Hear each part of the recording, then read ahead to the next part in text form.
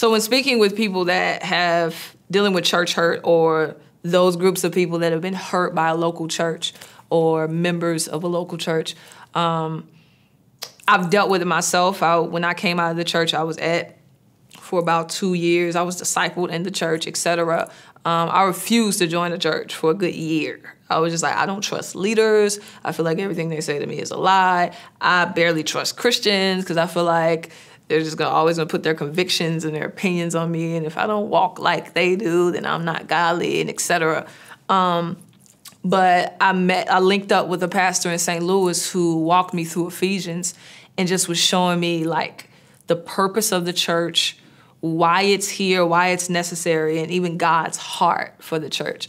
And I think one of the biggest motivating factors that helped me love the church again was seeing that Jesus loves the church. Seeing that Jesus calls his church his bride.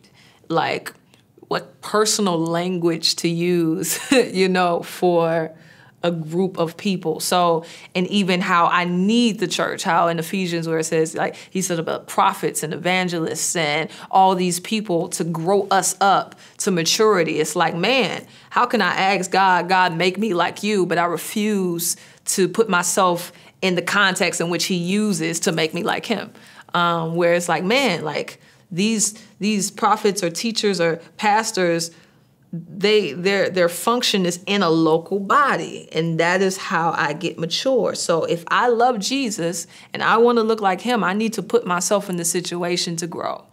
How do I walk out love if I'm not in situations where I'm challenged to love or hate, And I think even on the forgiveness factor, I think God, this is an opinion, but I think God cares for us, desires for us to be healed, but I think he cares more about his glory. And that's hard to say, but I mean, like, I think some people that have been hurt use their pain as justification for hatred, which isn't right. Jesus was hurt. Isaiah 53 tells us he was hurt. You know what I'm saying? Like, he was disrespected, but he chose to love us and still chooses to love us. So I think that's our challenge as believers who have been hurt is I choose to love the church of God despite their flaws because Jesus loves me. Yeah.